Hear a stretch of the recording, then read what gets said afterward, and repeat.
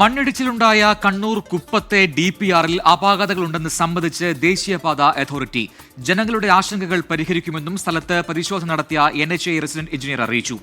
നിർമ്മാണത്തിലെ അപാകത ചൂണ്ടിക്കാട്ടി മേഘ കൺസ്ട്രക്ഷൻ കമ്പനിയുടെ ഓഫീസിലേക്ക് DYFI നടത്തിയ മാർച്ചിൽ സംഘർഷമുണ്ടായി.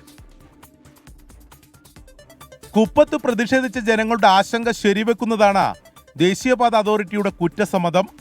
DPRൽ തന്നെ അപാകതയുണ്ടെന്ന് വിദഗ്ധ സംഘം വിലയിരുത്തി.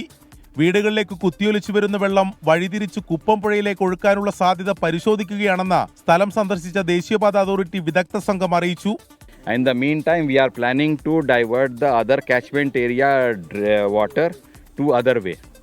We will find with the help of local panchayat people and other places where we can put the storm water.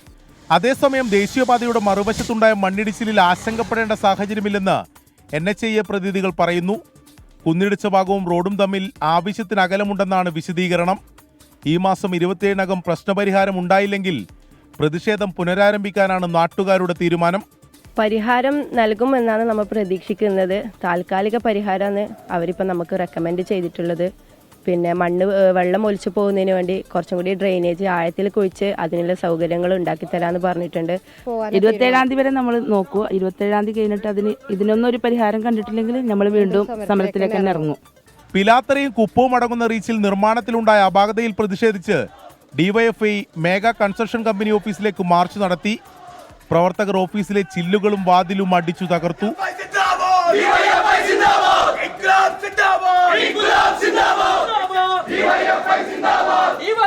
Zindabad! 24 Kannur.